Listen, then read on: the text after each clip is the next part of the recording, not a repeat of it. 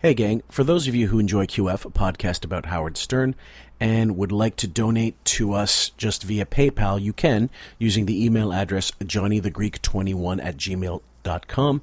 You can check the link in the description for the spelling, and it's also here on the graphic.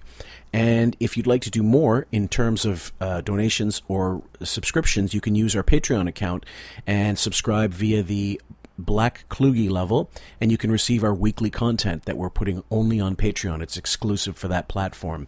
And anything over $5 is just gravy, guys. We love you. Thank you so much.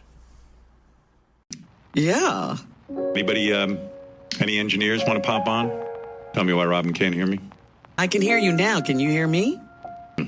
I don't even know if I'm on the air right now.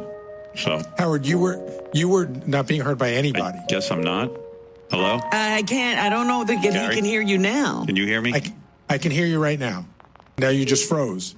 The Howard Stern Show. See, I had a weird, confusing early sexual fantasy, and I was always mystified by it. I was into the TV show Honey West. Yes. Anne Francis. She was hot.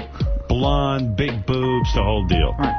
And my mom got me a book, a Honey West book, and I was reading about it, and in one little page in the book, Honey West was like bound and gagged by a group of dudes, and they were going to do weird crap to her.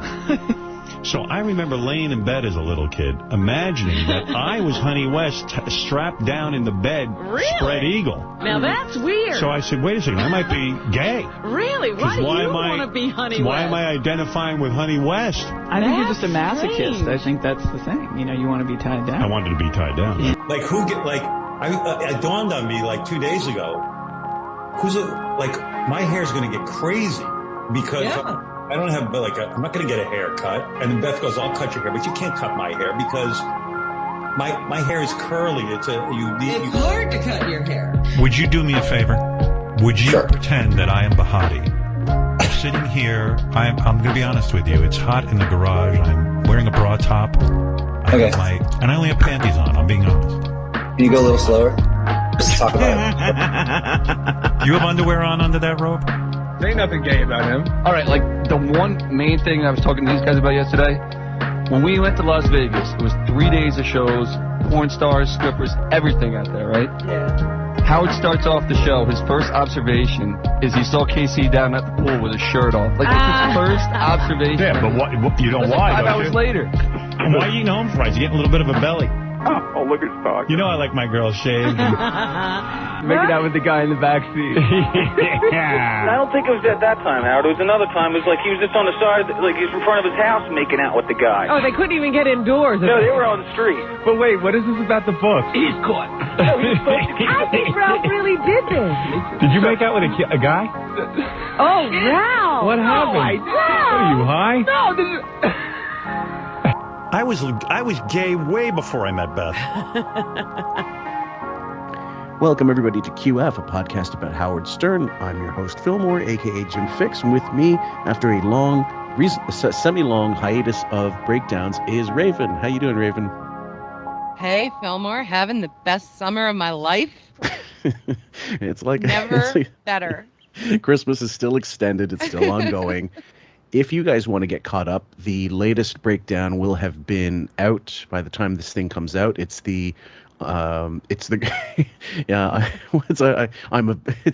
the giant Fagula Charlie Brown or something like that, or the Great Fagula.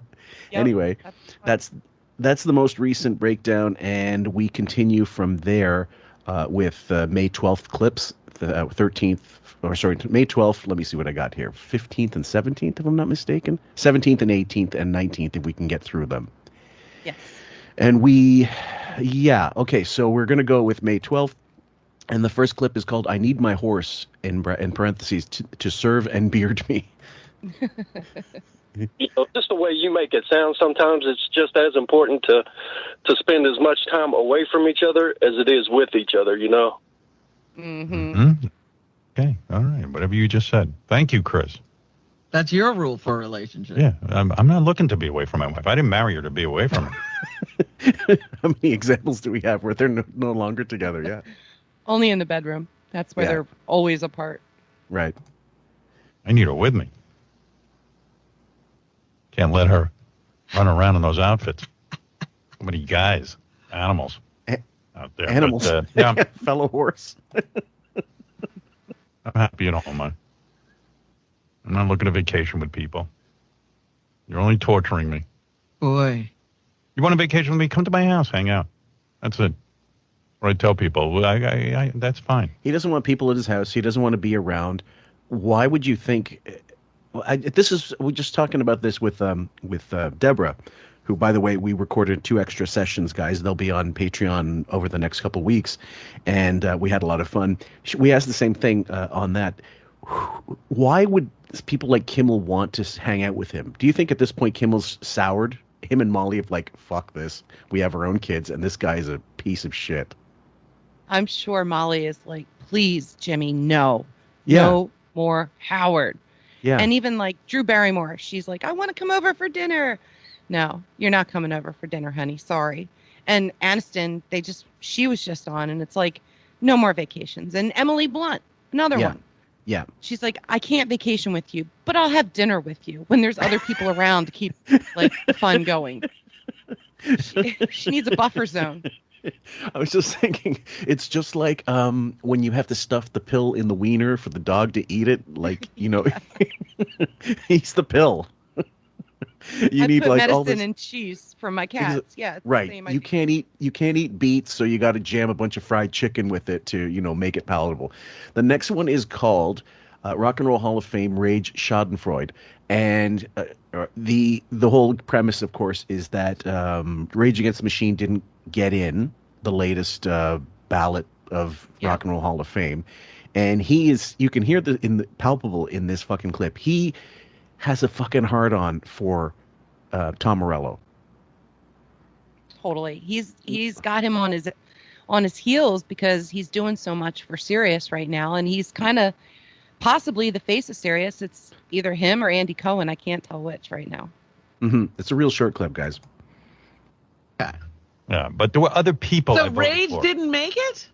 Nope, Rage did not make it. No. And Tom Morello's on the committee. I'm really surprised. Yeah. Well, Tom Morello he put himself up for a nomination, and then he didn't get inducted.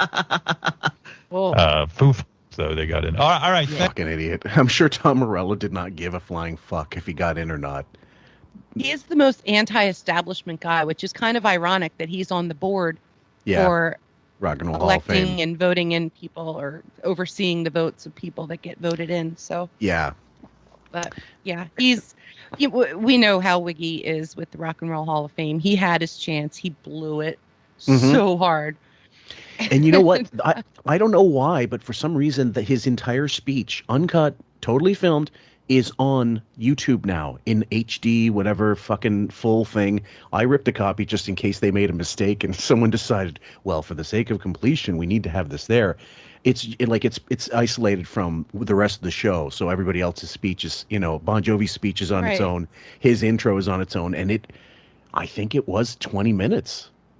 He is delusional if he thinks that was any type of a good speech. Holy shit, that was fucking horrendous, cringeworthy. Just we might have to go through that one time. I would love to. I don't know if it's. I don't know if we get us. Maybe it'll be another Patreon thing. The next clip is called number 3, Fuddy Duddy Granddaddy, and heavy on the D's here.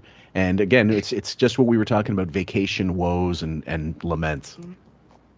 But yeah, that's true. There was a night where, they were all, they stayed up every night. All of them: Jimmy, Molly, Emily Blunt, her husband, John. Caitlin, whatever. Anyway, so yeah, she said to Emily, they were like, "Hey, well, let's go wake Howard up. It'll be funny because he goes to bed at 8:00." And Beth said, "Oh no, that would be really bad." Don't wake this sleeping pelican at your own risk. So absolutely. we talked a little bit about this with the Emily Blunt coverage that we did already, but this just kind of dovetails into that as well. So it's still on his mind, obviously. You know my customer, and I am not fun. Yeah, I haven't been invited back, by the way, because I'm really not. I mean, I'm the guy who goes to bed at 8 o'clock at night, regardless of the fact that I'm on vacation. Like, you would think, hey, you're with a bunch of famous people. They're going to be drinking, they're having a good fun night. people too. Fun people. Who knows what'll happen? It'll be a great story for your memoirs or whatever. And I say, fuck that. I'm going to sleep. That's me. And God forbid any of those people have fun, make noise, are up partying, running around screaming, singing at the top of their lungs, doing karaoke, dancing around. Like, God forbid, they probably have to tiptoe like on eggshells when they're going to bed. It's like, oh my God, Wiggy's asleep. Don't wake him. Don't wake the Kraken. Because God forbid we're going to get talked about on the show. And we don't need that shit. You're right. Do you remember the David Spade interview? It wasn't too long ago where he mentioned something like Beth decided to slip away. She decided to, what was it? Like he slipped away. He decided he's going to bed, and he kind of he didn't even say good night to anybody. He just left. I'm trying to remember. Was that like a dinner party at his house? It was a dinner party somewhere, and he decided, I'm just leaving, and I'm not saying goodnight to everybody. I'm just going to turn in like Don Vittorio in Sopranos. You bring him out. And anyway, I just found it like he's never, all this therapy, forget all the other stuff, forget the inability to apologize. Therapy has not turned him into a more what's the word? Socially, like, his etiquette has never improved. He's always still been a fucking asshole. Like, that hasn't made him a nicer person in the sense of social graces. No, he has got zero social skills, zero care about anybody. I think it's part MPD too. He's just like, it's all about him. Yeah. So he doesn't give a shit what people are going to say. It's just, how fast can I get the hell out of here?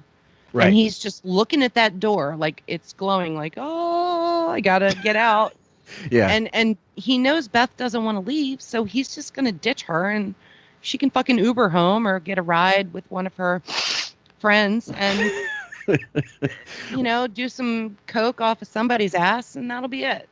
And isn't it real? It's ultimately still always about him, because if he goes, he's gonna bitch at her for staying out later. Like, he's going to give her shit for, oh, you woke me up, or you smelled like wine and whatever bullshit. If he stays up later, he's going to bitch the whole time he's there. Yeah. And if she goes back with him, her night is ruined because she wanted to stay up later. So either way, she can't win. Total lose-lose. I think the win for her is staying. Yeah. And not seeing him till the next day. And then he goes, hey, how was it? And she goes, it was fine. Nothing happened. I left right after you. Exactly. And he doesn't know. Yeah, I mean, maybe he knows, because I'm sure he wants to know what's said about him. He's probably got like spies and cameras and drivers that tell him everything. So he probably has a camera in like the limo car. They probably take separate limos for all we know. Sure.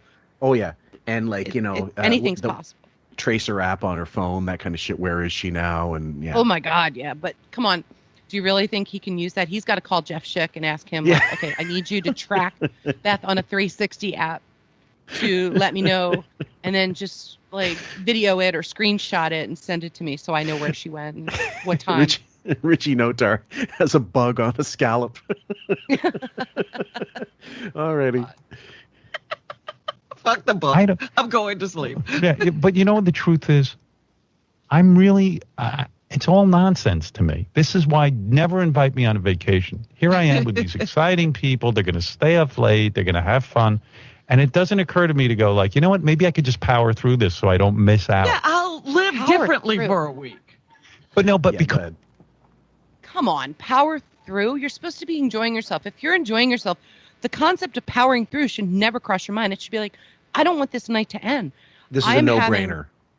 I'm having stories to tell, like my friends, maybe not on air, which is fine for privacy reasons, but like he could share stories with Jimmy. He could share stories with any of these other people that he allegedly is friends with. Yeah.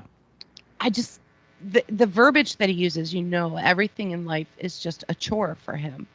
Like getting out of bed, I think, is a chore. If he could have a tutor or an aide help him out of bed, he would. Mm-hmm. There's nothing good to be said by this man. He's fucking miserable.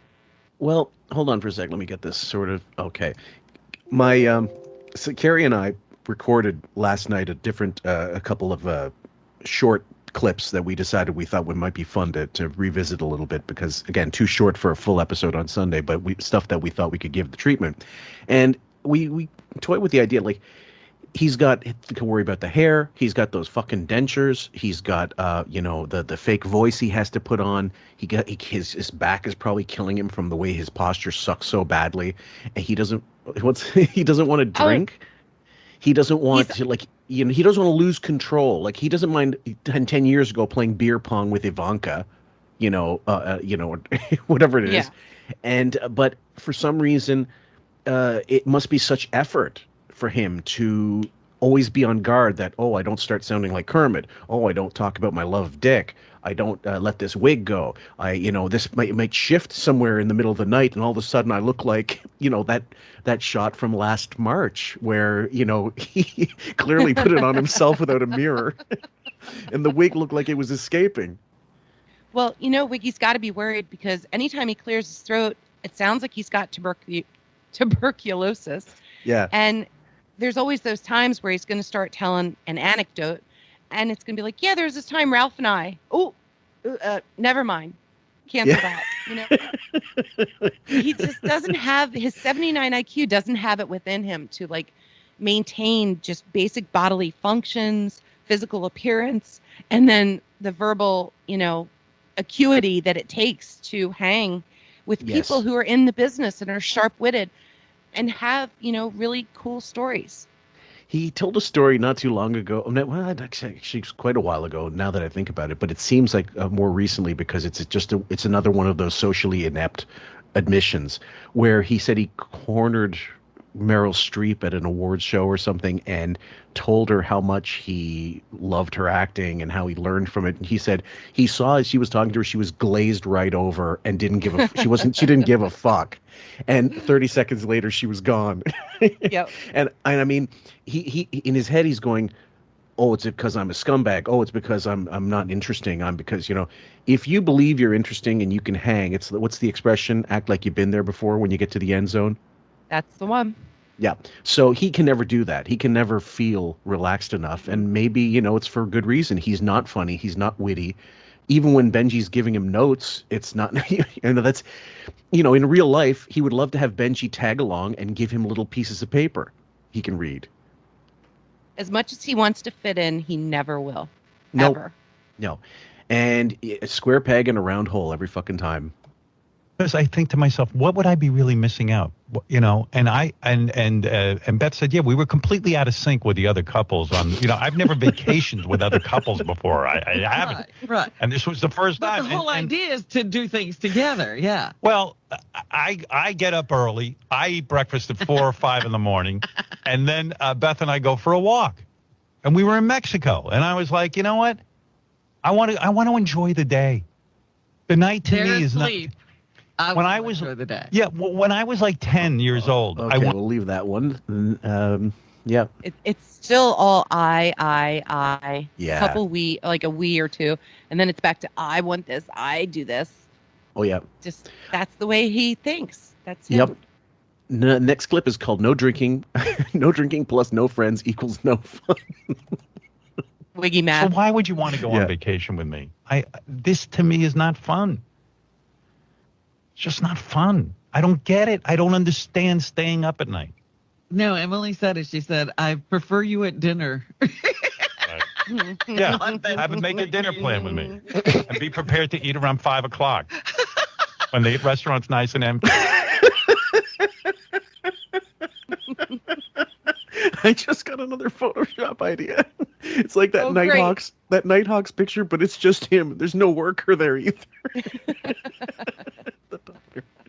So here's the thing. At my age now, okay, I'm 46. It's not like I'm going to be 47 next spring. And when the hangovers affect me worse now than they ever have in my life. That's just a situation of getting older, and I just don't drink as much as I used to because, well, we shouldn't be. I'm not 26 anymore, but I still, when those nights happen, when I want to stay up late and I'm with friends and stuff, they're still great. It's just that the recovery time is god-awful, as opposed to very, very manageable back in the day. but that's what you're supposed to do once in a while. Otherwise, what the fuck? You gotta let loose every now and then. That's how stories are made. That's how, secrets come out. That's how you bond with people. You have the commonality of laughter, of joking, and sometimes pranks, sometimes anything. Anytime my wife and I letting go. Yeah. Anytime my wife and I go out for a long night, it's like we're fucking like Laurel and Hardy or something. Everything's like a bit. And you can turn stuff into like riffing and busting balls, and it's like to other people around the table and stuff, because she's a gifted storyteller. She's really amazing, but she never wants to get up on stage and tell these stories. I keep trying to get her to do some stand-up, and she's just better in a crowd. She's better in a crowd, and I'm thinking to myself, like, what the fuck are you going to do when you have that truncated schedule of 3 days a week? Why can't you ruin your sleep patterns for 1 week to have a great night out with whoever else? He's going to have a whole summer off, and I guarantee he won't ruin that sleep pattern one time. No. The whole fucking summer. Do you know that there's Don parties all Go ahead. over the place right now in the Hamptons. All over. Yeah. And Beef is out with the girls having birthday parties, and Allie Wentworth and all this other ladies, Jessica Seinfeld. So, she's out without him. I think she's just given up, and he's like, She's with the Beard Club, and he's, the thing is also, like, think of Don Rickles, who I love dearly. He never stopped drinking. When he would go out, he'd have vodka, straight vodkas, or vodka with ice, whatever. That was his drink of choice. He didn't mind hanging out with Stamos, who was younger, because all of his friends were dead. He learned, as an older guy, to make new friends with younger guys, because that's who's around. He wanted to be around. He wanted to hear whatever, and he had a memory. He didn't mind telling these great stories. So, fucking good. If I could be like that at that age, that'd be fantastic. Yeah, he knew how to live. Totally. You get fast service. Oh, I go crazy even when we have dinner with other couples. I'm like, you get there, everybody has drinks. I don't drink. I want to get right to the main, and I'm always hungry because I don't eat a lot. I watch my weight. So by the time dinner time rolls around, I'm not tanked up. And people go, well, why don't you eat something before dinner? No, I don't want to eat before dinner. I'm going out to eat. Yeah, and why can't we sit down and have dinner? Why can't you have a drink with your dinner?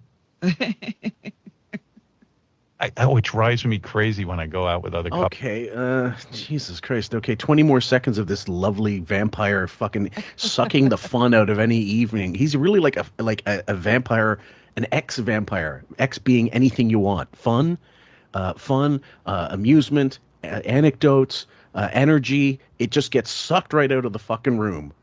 Gone forever. Yeah. Want to have drinks. With those drinks, I can deal with my reality because you can. But what cracked me most was how this is the way you live at home. Yeah. Okay. She's loving it. Yeah, she is. Number 5 is called the Veruca Salt of beds. So I'm trying to think of my Willy Wonka terminology. Violet Beauregard was the one with the gum that she never stopped chewing. Right, and she blew up like a blueberry. Okay, that's right. Okay. All right, let's Veruca Salt was the one that wanted the golden egg, and she was like, I want it now, Daddy. I want it now. Yeah, the spoiled little twat. Okay, so Veruca Salt of beds. Yeah, they're dead. No, and quite frankly, we went away and they rented this house that we all stayed in. And quite frankly, the accommodations were horrible. Yep. Your house is better. My house is better.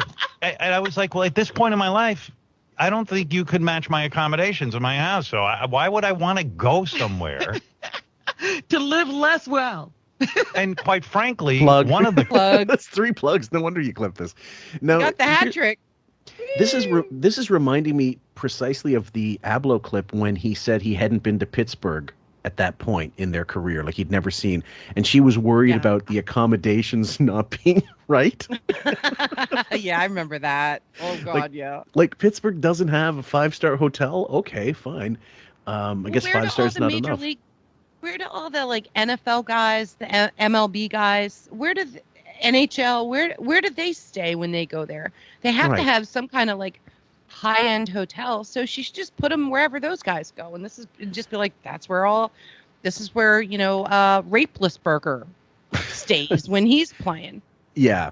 Well, for fun, I would just like throw Howard at a fucking Four Seasons or like a Ramada Inn and let him, just like try to make his way just put him in at the reception desk and say, okay, try to get a room.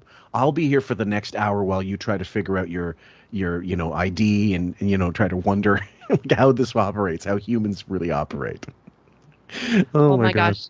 I just had a dream of of wish fulfillment. If I could see him in a Roach Motel in South Carolina in the summer with an air conditioner that hums, with lights you have to keep on because the roaches come out all night, I would give anything to see him in something like that. I was in one once and I had to sleep with my clothes on, shoes on, and I was out of there in like 3 hours. I took a mini nap and I was like, we got to go. I can't. Yeah. I just can't. Oh, yeah.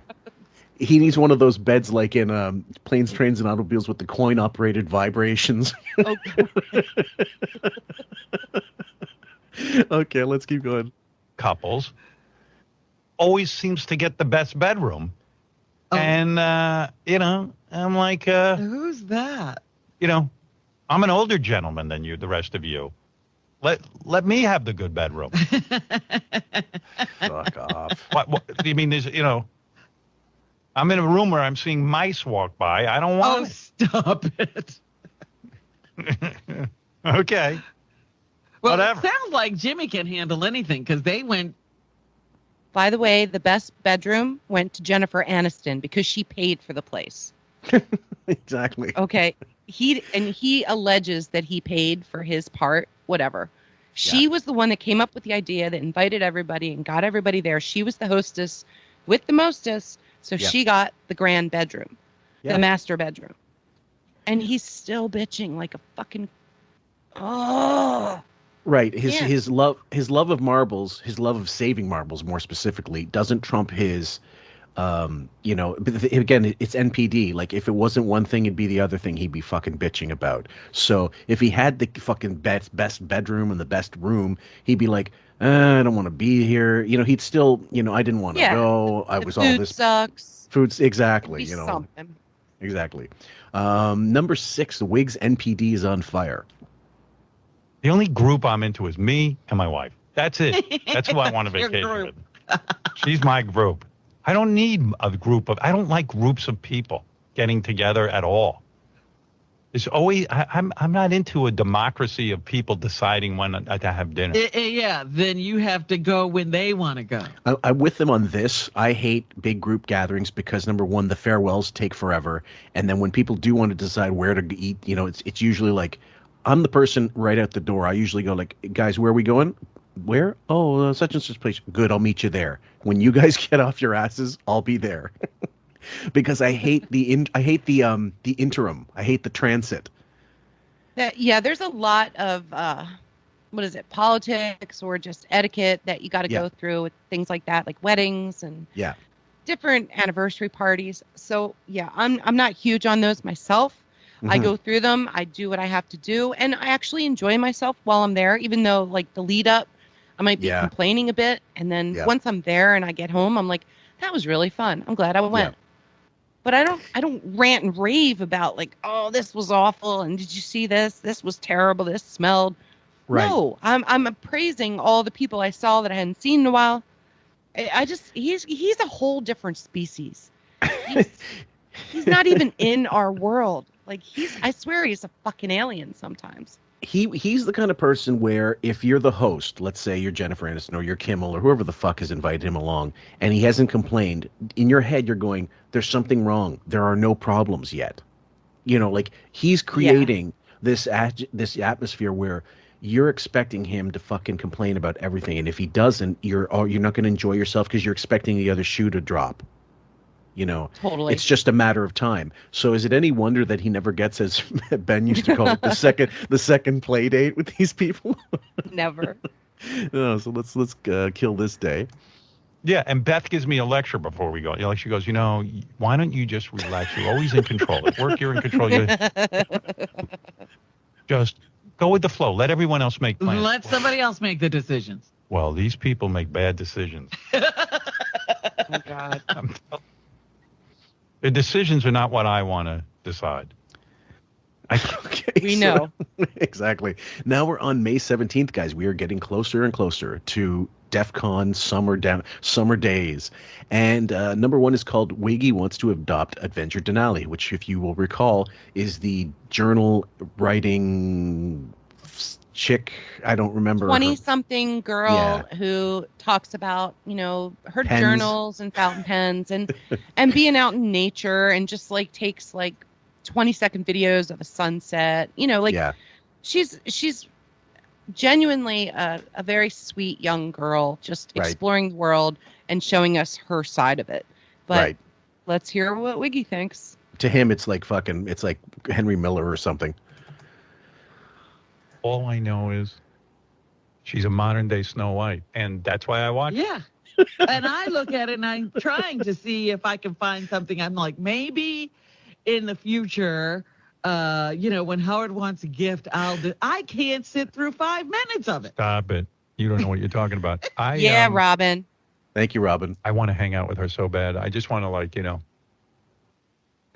just want to soak in Oh, I that wish happiness. I could put you there. She wants to see it happen. So do we. He wants to be her. Yeah. He wants to take 47 years off his life. Well, this is the thing. I'm not going to shit on her because I just don't know enough about her anyway. And the truth be told, I don't really care so much about just petty hatred. But with Howard, it's more focused. It's like under a microscope. We're laser focus hatred on him. But he has these access to celebrities like Steve Martin and, whoever else in the business, like Lorne Michaels. And, certain people he could connect to be more in touch with and make it a point to be friends with them and go out with them. And this is who he decides he wants to be hanging out with. Or, it could be all a shtick. I'm not saying that this person wouldn't be interesting, but like, who are you? How old are you? What's your demographic? Stick with, I'm not saying you have to stick with people of your own age, but there's a disconnect here. Why would you, a 67-year-old man going on 68, want to hang out with a fucking 20-year-old who writes shit? Again, I'm just going to say he's jealous of her freedom, of her youth, of her just carefree lifestyle. Mm-hmm. And he'll never attain anything close to that. It's so foreign to him. I think it's exotic. It's just something unattainable, something, he can never have. But I don't know why he's so obsessed with this. It's really odd. Unless it's like part of that whole, wanting to be trans, still, wanting to be, like you said, not just wanting to be her life, but to be her physically. To step in her shoes, to like Freaky Friday and switch bodies and have her life and get that perspective. Well, yeah, that's okay, I guess. It's just so strange to hear a 67-year-old man, like, with all the money in the world. Yes. He could go out to these, western states or northwest and explore in an RV. He could have someone drive him. He could have the nicest one in the world and live in luxury, glamp. Yeah. Right. Glamp to the highest nth degree. Right. But no, never going to happen. When fucking Carson retired, he went to the Serengeti. I'm not talking about his yacht, which he named the Serengeti, but he went to Africa and actually learned enough Swahili to be conversational with people and made them laugh. Made people in the continent laugh in their own language. Now, was he exploring the Amazon too while he was in Africa? Exactly. So, it's just unbelievable that, like, he doesn't have the sense of self and the self, like, just confidence to say, yeah, I've got the money. I could be Michael Palin traveling around the world on my own nickel. I don't need, he could get a sponsor. He could get someone to sponsor him to do like a documentary style thing. Look, here I am, like, doing my Anthony Bourdain, except that he has no real curiosity. This is just an affectation, just like chess, just like bike riding, just like anything else. And he'll drop it and you'll never hear about it again. Remember photography? Yeah. Yeah. Gone. This Adventure Denali storyline just puzzles me beyond belief, because usually I can see through his hobbies or his interests and figure out an angle that he's got. Not on this one. This one No. just puzzles me to no end, and I'm just gonna leave it at that. Yeah. And poor Adventure Denali, I don't even think she got a bump in her YouTube subscribers from him. We might. Yeah. Good luck, girl. Go get him. Yeah. Arizona. Adventure Denali or whatever your name is. Invite Howard. I want to adopt Adventure Denali, but Beth won't let me. She thinks it's inappropriate. Yeah, I think she's a little too old for a dog. I know. I've got 3 daughters I have nothing to do with, but I want to adopt Adventure Denali. Okay. And meanwhile, do you know how many fucking artistic, Emily writes? Why don't you talk about her? Yeah. She sings. Yeah, she does, Yiddish poetry. I mean, it's amazing. It's at least on par with Adventure Denali, as far as I'm concerned. She's got an album out and everything, man. She could sign Zuzazoo for you. To adopt you. How much is that? But you'll ruin Fake her. laugh. Yeah. Of course, I suck everybody's energy. As Beth says, you're a lot. That's her famous quote. Yeah, too much comes with the dinner. Number 2. He's all yours, Beth. He's all yours. Do you know we could really make a show now, I think, at this point, of clips of I have a friend who blank, because this is a series. You're catching on. Yes. Yeah. Okay. This is his just do it, like Nike. I have a friend who was in the hospital. The guy came close to dying. I mean, what do you mean, don't live in fear? I'm looking to live. I don't want to die. Okay. Great to hear from Mellow Black. Okay. So Angry Black calls in, who I don't remember the last time I heard him on the show. Do you? Oh, I think it was like 12 years ago. Yes. I'm not sure. I wrote it down, but I can't find it. I mean, not to sound Not to sound depressing, but I thought he died or something. Like Kenneth Keith Kallenbach died in jail, and people just sort of pass away, like Crackhead Bob. Well, I did write this down. He is 49 years old. Angry Black. Yeah. Or I thought if he didn't die, he did something wrong and was now not allowed to be spoken his name anymore or something like that. Right. Although I do remember Black on Black. I love that show actually. It was like such a No, shit you're show. thinking of Big Black. Yeah, I know, but that was This is Angry Black. Oh, Angry This is Black a wasn't different on. Black. Oh, okay, I'm getting. No, that was Big Black, and this is Okay. Angry Black. I don't think they Oh. did the show together. Are you sure? Leave a comment in this section, guys. I'm not sure. Okay, I thought it was King of All Blacks and Angry Black. Maybe I got it wrong. No, but wait a second. You didn't read in this country that how many people died in this country? Oh, I know, and most of them died in New York State thanks to Governor Cuomo. But that's a different story. I'm not going to hold that. Everybody knows what he did. This guy is old. This guy, boy. No. I'm telling you, I believe in science. I believe in doctors. No, you don't. And I'm listening to what they're saying.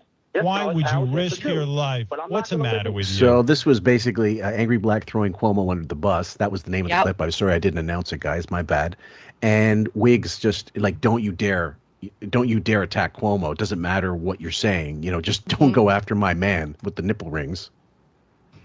Well, he just turns it on, the whole vaccine story. And Yeah. Angry Black is not vaccinated. Right. So that's where the conversation derailed to. Mm-hmm. This Along next with clip, fashion shoes and drinking and cars. of course. This next clip has to do with his little thoughts on Ellen, because Ellen at this point has her show has been axed, as far as I know, and he says you can blame Zoom for canceling Ellen, and like the ratings went down because people are watching Zoom, which makes zero sense. Zoom it's a chatting app. It's for video conferencing. It's not for entertainment, for fuck's sake. Yeah. Well, Ellen's show is going to go one more year. So next year will be her last year. Right. And Wiggy blamed it on the people on Zoom that just aren't interested enough, that the housewives that are doing other things, and that's why it was canceled.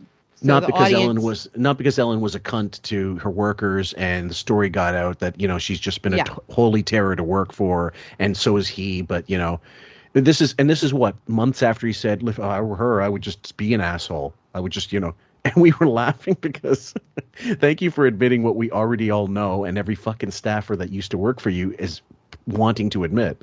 but a lot of them are scared too. As Ellen goes, yeah, her ratings are down. Her ratings are down because everybody in daytime television's ratings are down because everyone's sick of looking at Zoom.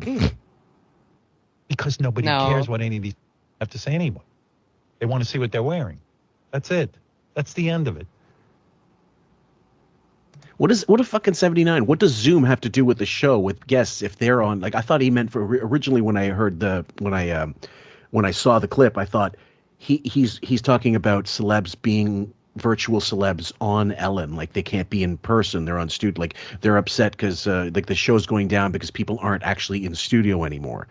And like no, he's talking about people are, because they're on Zoom, they're not watching Ellen. You don't stop your viewing habits. You don't stop your watching Kimmel or late night because someone's a virtual guest. That's nonsense. Right. And Wiggy's all concerned about what they're wearing. He's all about the fashion, like with his Barbados distressed boots and his American flag scarves. Yeah. It's just weird. I don't know. It's weird. Now you're using it. Damn it. It's catching on. 10 minutes. Did anybody say that? No, nobody said anything. Listen. Well, that's what I'm saying. You never get a real answer. They make up these things and they spend a lot of time explaining to you their theory, which means nothing. Nobody knows anything. Trust me. I've worked with some of the biggest experts in I know a guy. Here we go. Exactly. They all know nothing. I've been in boardrooms with people who are running empires, and they are clueless. Projection alert. I said, that guy just... That's the one thing I missed that I wish we had covered when we did the... I think we might have covered it, but I don't think in the full extent of the Fox pilot where he said he was in the studio, he was in the audience to watch the Joan Rivers show being produced. Like he was with the execs basically saying, who are looking to get rid of it, basically saying, what do you think of this? What, I want you to see what Joan's doing. What could we do to improve it? And then he said, well, I had some ideas. He had some ideas. And then you did your fucking show and we saw what happened. So when he says that, I know what he's talking about. He's talking about 30 years before the Fart Man negotiations with New Line that fell through and all these, Son of the Beach, which eventually, it did become a thing eventually. But, if he knew anything, would he be on radio? Would he be on satellite for that matter? Of course not. Oh. Yeah. Him thinking he could run a game show. Yeah. And he couldn't even host AGT. No, the simplest gong show in the world, and he could not be entertaining on that. He couldn't be entertaining on the Fox show. There's no personality there to mine. It's all him just using other people's material, as we've always said. Yeah, and the truth is, there's still one of the guys that helps contribute, this guy Cormano on Reddit, one of the few, thinking people there. He was explaining how, AGT wasn't a failure. And sadly, he's mistaken. No, if you look at the numbers, he absolutely dropped the numbers. Like the numbers dropped when he was there, and they intrinsically increased when he left. There's no arguing with data, like with numbers. The way that the ratings work, it's there for everybody to see. And what I wonder is, how much creative input would he have ever had on that fucking show? I'm sure he was like, I'm going to do the fucking bare minimum. I'll be there. I'll do what you want. But you think he was creatively adding to that show? There's no way. Hell no. He had to ask fans to call in with ideas for some kind of hand signal to give AGT. And he stole the Three Stooges, nyuk nyuk, where they're slapping their hands and doing this whole goofy thing. But he has no originality. He depends on writers. He depends on other personalities, and he absorbs those personalities. Mm-hmm. That's it. Bottom line, always. Exactly. So he's one big copyright suit, just walking or stumbling.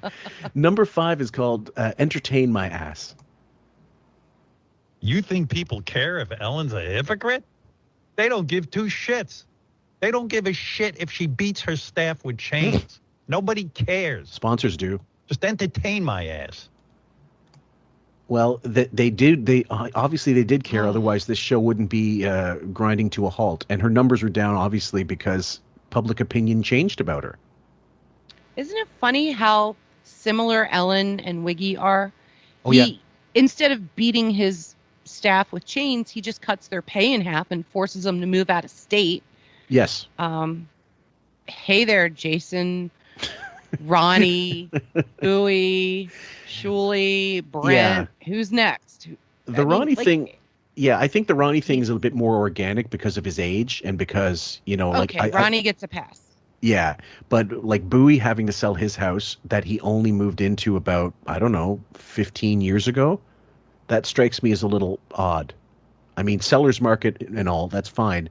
But if you did put so much work into that fucking place, even if it's just the two of you, I don't know that you'd want to move if you could. Like, if you really loved it. Because that was his dream house. They decided, they put so much work into that. You don't just fucking sell it. No, that strikes me as odd, all that. Yeah. I'm not buying it. No. So number 6, this one ties into the Rock and Roll Hall of Fame. Bon Jovi stalked Wiggo. I love this. Say this one last time. When John Bon Jovi asked me, in the worst way, I wanted to just say no.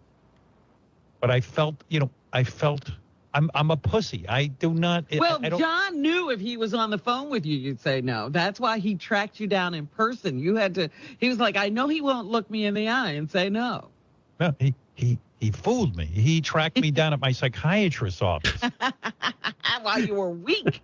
While I was avoiding him, I go, John, I can't meet with you. I have my psychiatrist. That's funny. That means that Bon Jovi either shares the psychiatrist with him or, he just knows this from Allison days. Who knows? That's got to be that's got to be a best kept secret in fucking psychiatry. Yeah, I'm kind of torn on this one. Like, I kind of think Buchwald navigated this one where he wanted Wiggy to do it. Wiggy didn't want to do it, but he went and gave John Bon Jovi the location and time and place to be to track him down and be like, to push him into it. Yeah. Well, because he thinks he's a waffle. He will completely fold in half if confronted with anything, and on the air he'll be Mr. Hot shit. But then face to face he can't say no because that's his nature. He's just a passive aggressive pussy. But then the whole saga of the Fitzsimmons book Forward, and how he said he'd do it but then didn't want to do it and turned it into a bit. That was no bit. That was just him being a fucking baby about not being able to say, I don't want to do it. Sorry, task someone else for this. Or, all he had to do was give someone else to write it and say he wrote it and give it to Greg. Greg wouldn't fucking know. He wouldn't care as long as his name was put on it. So with the Bon Jovi thing, I guarantee Bon Jovi could not get anybody of repute to induct them in the Hall of Fame because they were a joke and they are a joke. I know a lot of people love them. I'm sorry, you guys, anyone we're offending any fans who love Bon Jovi. It's not about that. It's just that in the industry, they're seen as that ilk, the fucking hair bands, the hairspray bands of the 80s. There's just no two ways about it. A pretty boy, shitty, low rent Bruce Springsteen. I don't have any hatred for Bon Jovi. I just don't have any respect for them. It's, outside of New Jersey, it's a tough sell. I think so. My kid knows the songs, and even today one came on, and I was just like, can we please change this? Because he likes the 80s songs. He loves, Billy Joel and Elton John and different ones. And I'm like, those are cool with me, so I'm good with those. But, when Bon Jovi comes on, I'm like, please, no. And I even sat through White Snake. Here I go again. And I was like, all right, we can do this. Okay, yeah, but were you at the same time? Were you going, not even ironically, going, fast forward, on the White Snake or the Bon Jovi? Yeah, White Snake. Well, see, that used to get played in my lunchroom, in my cafeteria in high school, every day. So it kind of takes me back to high school. Okay. Yeah, those were the days, right? I was thinking okay, but this is the funny part because I could listen to Philip Bailey and Phil Collins do an Easy Lover any time of the week. And I can do high parts. But I can't all have listen. Our guilty pleasures. Yeah, but I can't listen to, Born to Be My Baby. You know what I mean? You could Runaway, change. Poison Arrow, no problem. Or, Lips Like Sugar. I can listen to that. But, so the 80s weren't all complete shit, guys. Trust me, I have my faves, but Bon Jovi's just not going to be in there. Where do you stand on Dexy's Midnight Runners? Well, I mean, oh, geez, I got their box set. Wow, you would have loved my car today.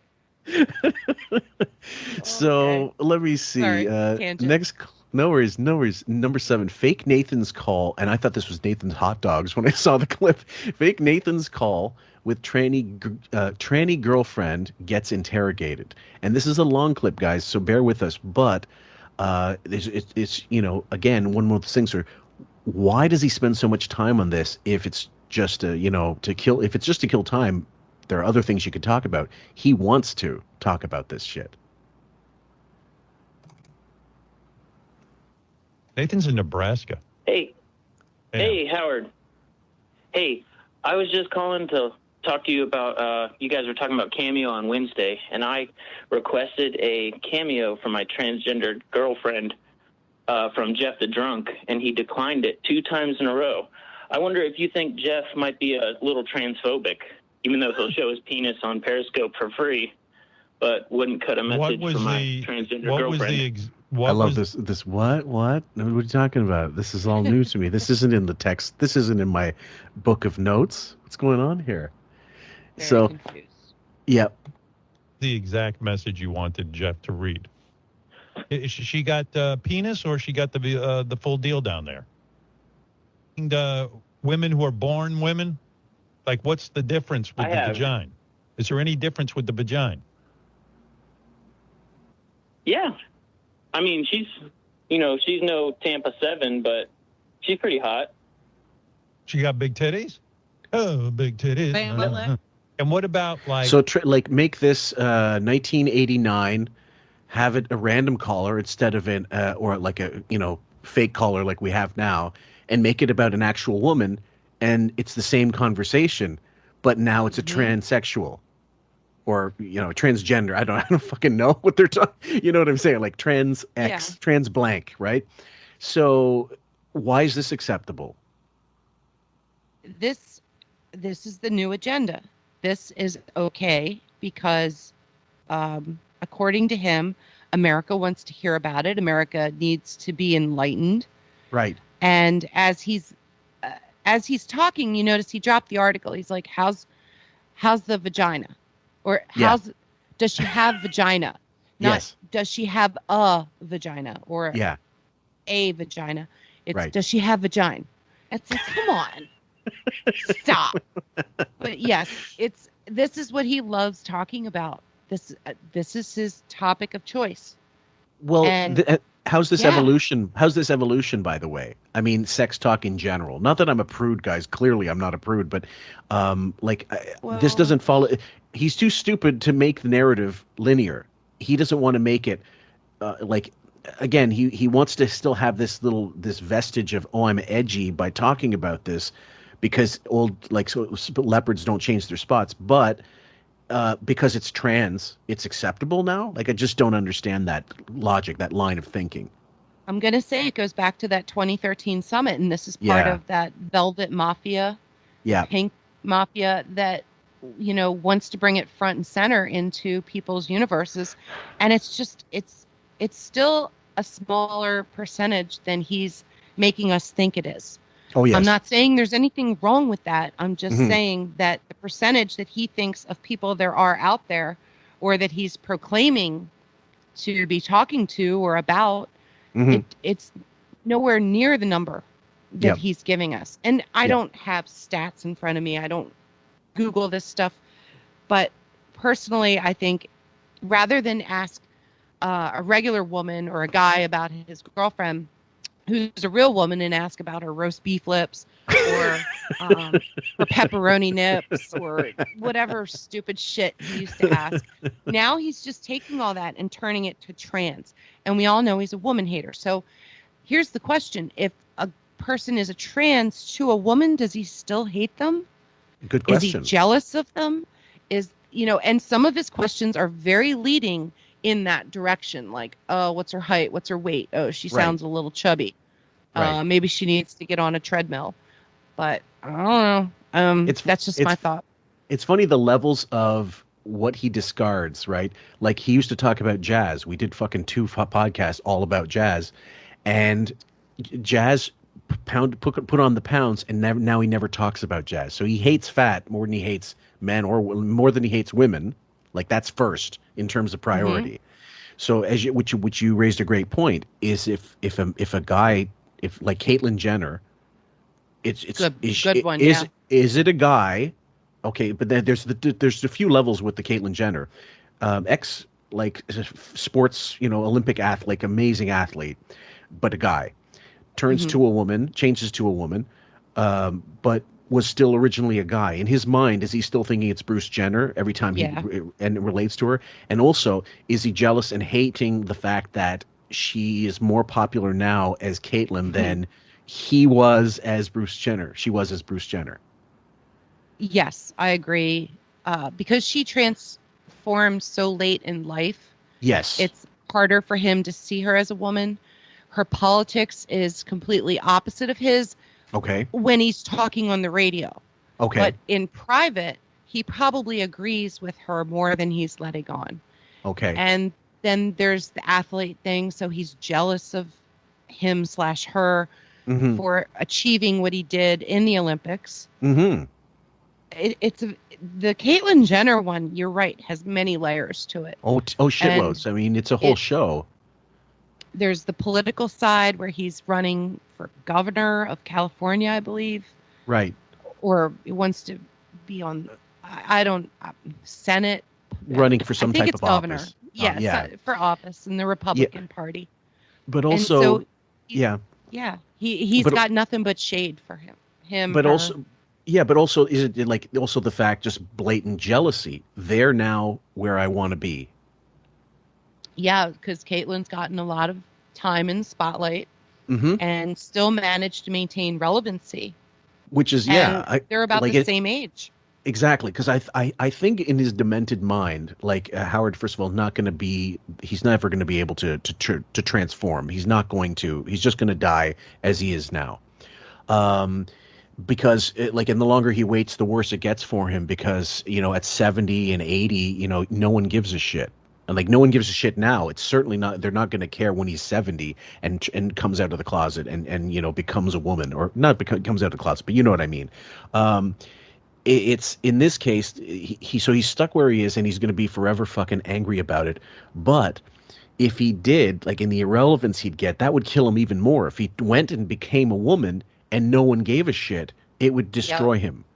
It would absolutely fucking tear him to bits. So he's jealous that he wouldn't get any kind of recognition for it. In fact, he'd be ridiculed, because that entire fucking career of his was based on mocking that shit. It would just be the Blast and the Things talking about him. And he'd have to go... 2 paragraphs. And, he'd always go to Ralph and be like, Ralph, I've got a miniskirt on. Why don't you peg me?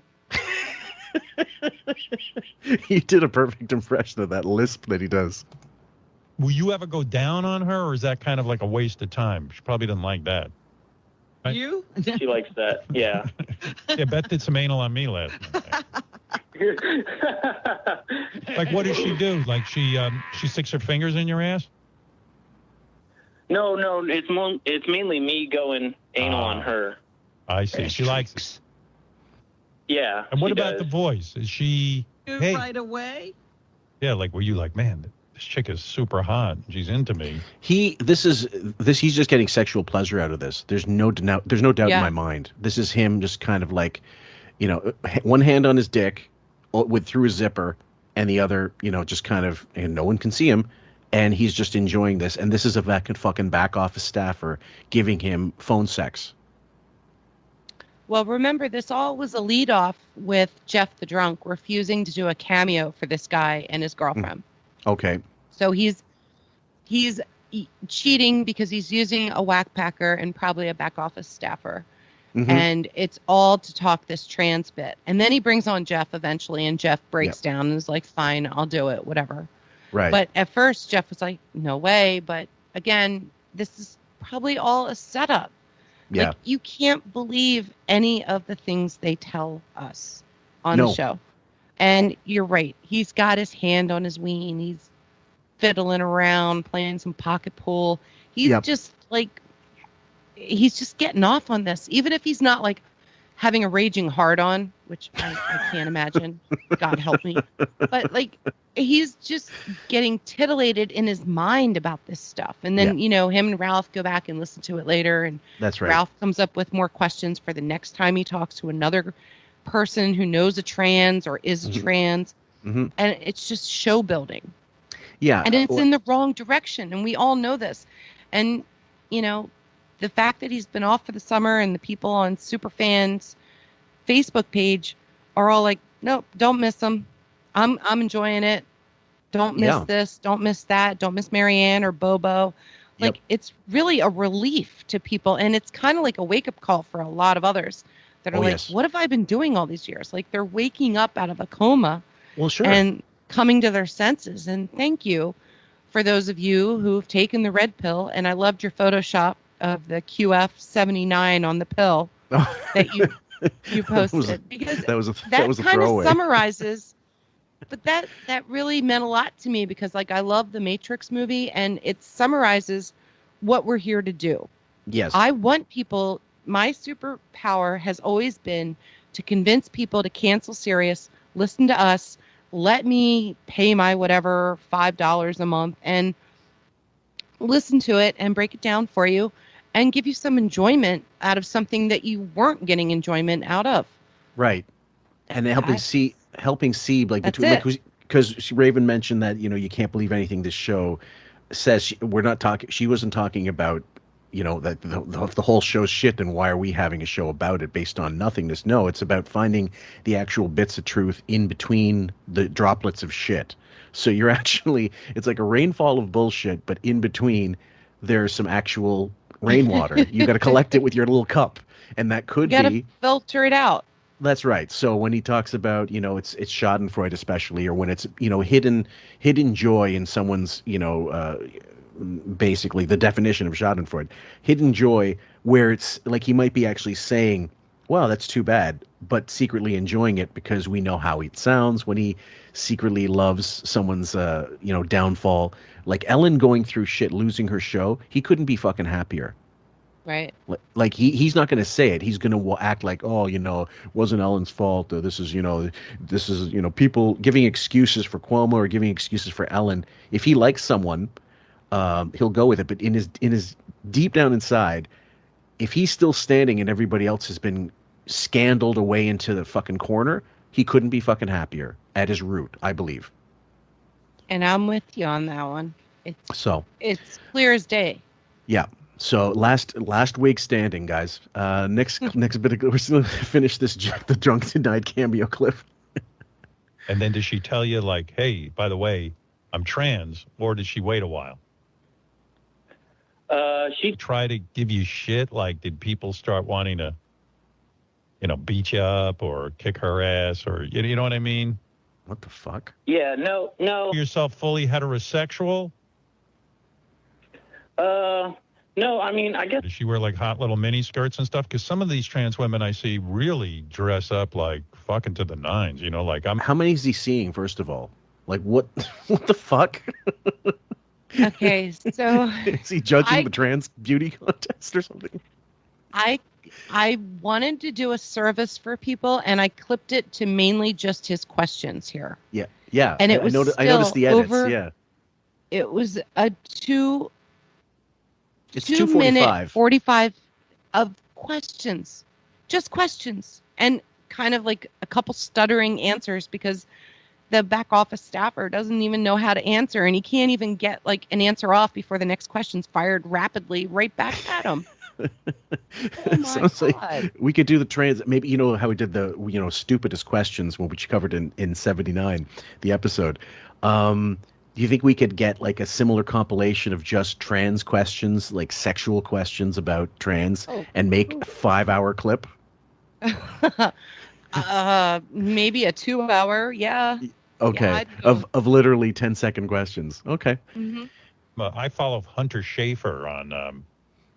She's on TV, Hunter Schafer, and I think she still has a wiener. But I don't know. I don't know what's doing. She never really makes it Hunter clear. Schafer still has a wiener? That's a weird. I don't know. Anybody know if Hunter Schafer still has a wiener? Yeah, because he needs to know desperately. Why don't you go call her up and ask if she'll fuck you? Who says wiener? maybe Really? Anthony Weiner. Dingling? What are we Ding-a-ling. reaching for here? Dong. What level, what age group are we in now? Come on. Honestly, that's something. You're right. That's something I have to go back maybe 40 years. The last time I heard that as some kind of non-ironic, someone referring to the dick as a wiener. Like certain things he uses. You're right. When my kid was 14, he talked about like a wiener. Ween. He didn't even say ween. He Yeah. just said wiener, and it was Right. funny, and we'd giggle and be like, whatever. Yeah. I don't know. Because on the TV show I see her on, sometimes you're packaged through her panties. That'd help So us I'm like, all. I think Hunter Schafer still has her penis. She still has her Maybe penis. she just has a puffy vagina. No, I don't know. I swore I saw it. But then I thought, well, maybe they gave her a fake penis to make it seem like her character still has sake. her penis. Okay, guys. I'm so... Does she We're have any, almost hair out on of her this. face? No. All right, like- we're done. You made it. Congratulations, everybody. In the You made Princess it Bride, what's through. the name of that forest where they go through with the rodents of unusual size? That's pretty much what we just went through. You're doing a callback on something I've never seen, and You've I never seen regret the to Princess say- Bride? No, I just missed that one somehow. Oh God. Well, that's Fell fine. through the cracks. Okay, well, make sure you do one day just for the fuck of it. I think with the kids you might actually enjoy it. Number 8, another guy Wiggy knew. He gets hot. That would be weird. I knew a guy growing up. I was like a senior. I guess I was around being a senior in high school. Oh, boy. And I hadn't seen this guy for a year. And then on the summer when I had my job washing dishes, I ran into him. And his name used to be Henry. And he lost a ton of weight and he became Hank. Oh, I'll never forget this. And Sure he Hank did. was Yeah, he changed his name from Hank to from Henry to Hank. Henry to Okay, Hank. Yeah, that's Yeah. pretty much what this guy Robert. He changed his name to Bob, and we. Fucking A. Okay, so another friend you never heard of. Oh, and also I love how he says, "My job washing dishes." He was a camp counselor who had to wash dishes. Like one day. Yeah, maybe. He filled in for somebody, probably. Right. He's like Tony. He's like fucking Tony in Scarface at the beginning with Manny looking over at the rich cars. Shit. You man, you think I came to this country to be a dishwasher? Yeah, go ahead. Maybe that steam from the dishwasher got his hair all curled up, and he's like, "That's the look I want someday." Big time. And You now silly curls. Okay, this next part, guys, is actually kind of fascinating to me because apparently I've seen some of the pictures. I don't notice a vast difference, but apparently Jason Kaplan lost a shit ton of weight, and so the suggestion is I think when it was tabled originally in our group, he must have got like stomach stapling. What's it called? The band or whatever. Yeah, excuse me. Sorry. No worries, no worries. Bariatric surgery. That's it. And if I could just interject real quick. Please. That one of our listeners approached me in a DM that he had the bariatric surgery. Mm-hmm. And the terminology that they were using, that Jason was using, Okay. on words like it's a journey, it's a program. His taste was changing. He was portion controlling, counting chips, cutting burgers into like quarters. Mm-hmm. This person told me that he can almost guarantee us 100% that Jason had some kind of band or bariatric surgery. I think I'm using the right word. Yep. That brought him to, at this point, he had lost 53 pounds. And later on in shows, I think right before they left for the summer, the last update was around 62 pounds. Mm-hmm. And even his wife, Janice, had lost 37 pounds as of the recording that we're doing today. Yeah. So not that there's any shame in getting surgery, but why lie about it and use Nutrisystem as a passive-aggressive, indirect, non-paid, finger quote, sponsor when you're passing that off when in actuality you had surgery. Just admit the surgery, and maybe it'll give people enough courage to go ahead and get it on their own. There's no shame in that, but they had to turn it into some kind of like sponsorship, or I don't even know, like just storytelling, and maybe they think it's a shortcut, an easy way out. That's exactly what it is. But you still have to do the work. You can't eat through that stuff. It'll be a huge failure. So that's my take, and I trust this person who came to me because they are legit, always on point with their facts. And I have no reason not to agree with them. So just putting it out there. I think in this particular case, Kaplan, it's definitely like you feel like you gave up. You couldn't do portion control. You couldn't exercise. So it's a failure on that level because you had to resort to some kind of surgery to, like plastic surgery. Like I can't. But plastic surgery is a little different thing because if you wanted your nose shaped, you can't exercise your nose into shape. You can't sit up your nose. No. You can't do chin-ups and break it in the way you want it to look. Or if you want certain skin like abrasions taken care of. That's a different story. With the weight reduction surgery, which my godfather had done, which is ironic because a year later he'd put all the weight back because he has a comfort weight that he didn't change his lifestyle enough to make that really happen. With Kaplan, with the weight he was, which was probably closer to like 260, 270, probably closer to 300, that guy. 300, 300. When you, the minute you start changing an aspect, like let's going the Atkins route or something like that, you're going to lose weight like crazy when you're that heavy. It's when you're like 200 or 190 and you want to lose weight that it becomes less obvious and the numbers don't seem as impressive. But, yeah, I don't understand either. Why just not say, fuck it, I had the surgery, I had to. It was the life or death thing. I mean, it most likely was. He's up that age now where he's got to worry about diabetes. He's got to worry about fucking kidney problems through blood pressure. I'm on BP meds myself because it was kind of unusually high for a while. But I don't have walking problems. I don't have, I'm not diabetic yet, knock wood. Yeah, go ahead. Well, also, Jason was like a $400 a month weed smoker. Yes. So he was smoking about a pound of weed a month, or an ounce or two. Munchies. And then if you throw in alcohol, which he claims that he used to drink a lot and smoke a lot, and he was one of the people going to these parties and having like, JD was there, a couple other people, and they were just smoking and drinking and eating themselves into like oblivion. Oh, yeah. So maybe, and at one point he had to go to the hospital. There was a point where they couldn't even drag him out of the apartment without like having 6 people on a team, like lifting him onto a gurney. So really, I'm pretty sure, if I'm recalling this correctly, that, there was one night where he smoked too much, drank too much, ate too much, and he had to go to the hospital. Might have a stroke. I don't know what you can't believe what you're hearing on the radio, but there was a story of him going to a hospital. I remember this clearly. And it was just too much of everything. And he gets the meat sweats when he goes to these like festivals, and it's like a meat-a-palooza, and it's like, oh my God, I get nauseous thinking about it. I can't even eat my breakfast that day. Yeah. So there's something up there. Maybe he had like an awakening or a life-changing moment where he's like, okay, I've got to change what I'm doing. I can't keep living this way because I went to the fucking hospital because I did too much of everything. Right, because I ate a turkey. He might have other health issues. I ate a turkey. Yeah. Well, I mean, like he inhaled his turkey through a straw. He wonders what happened. I love you.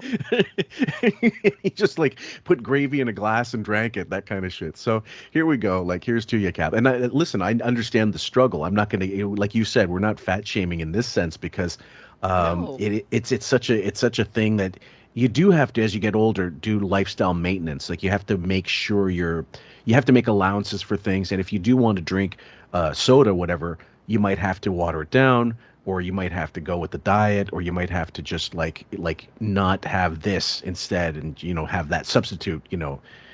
You can't just live it like you're 25 and 26 anymore and 30. Discipline. Yeah, the body fails. It sucks. So have your duties changed at all? Are they smaller? Yes. Are they more? Yes. I'm going much less. I actually got freaked out. Like I was going to look in the Metamucil because like I realized I only pooped once the other day, and I'm like, whoa, something feels wrong.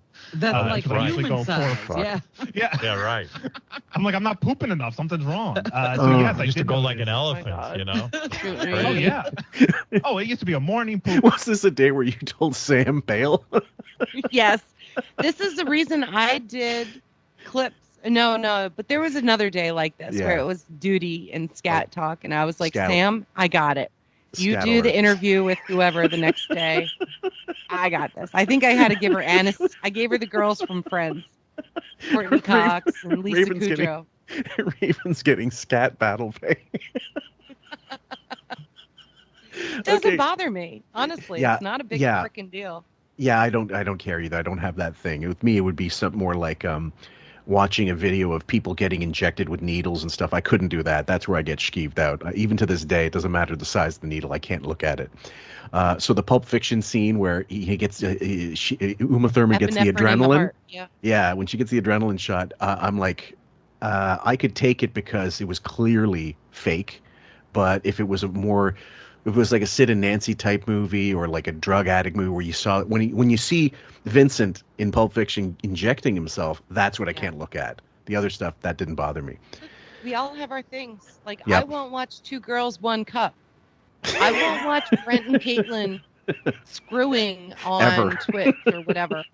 But I can handle talking about stuff. I just Yeah. don't want to see certain things Yeah. because I can't take them back in my mind.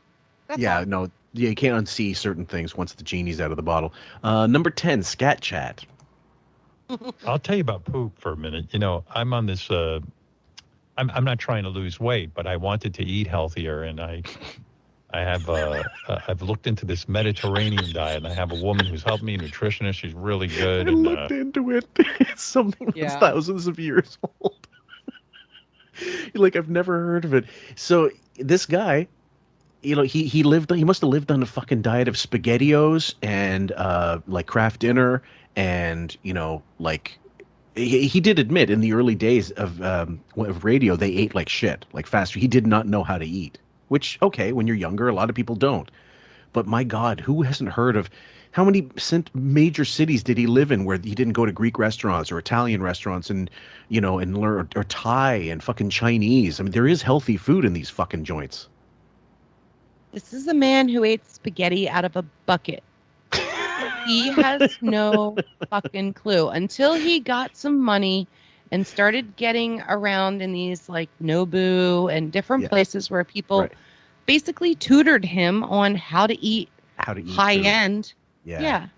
Then it was different. But I mean, a Mediterranean diet, you know, it's eating the foods that come from the Mediterranean, basically. Well, It's a lot of nuts, olive oils, you know, whatever. Him and his diet talk, I just roll my eyes and I'm like, I'm looking at my watch. I'm like, okay, we got about 15 more minutes of this, and then we're going to get political, and then we're going to go into COVID. Yeah. It's just, I'm breaking down the show into segments, and I'm trying to pull like the minimum. But when he talks about, you know, his diet, it's hysterical. It's hard not to tune out because, you know, he needs a diet tutor. I got to say, it really has been incredible. First of all, I had always read about duty, that the perfect duty is supposed to float and not be broken up or, you know, just be a nice duty, not diarrhea. Nice duty. Nice duty. Drink on the duty. Nicely like a cigar, and like would float in the water. And from time to time, I always thought I was eating well, but I never had full flotation. Thanks, Howie. That might be the name of the episode, Full Flotation. Like Houston, Houston, we have achieved full flotation. Okay. Yeah, we're going to need some floaties and a pool scene. Yeah, I got it. I got this picture of Jack and Rose jumping off the Titanic with a floaty.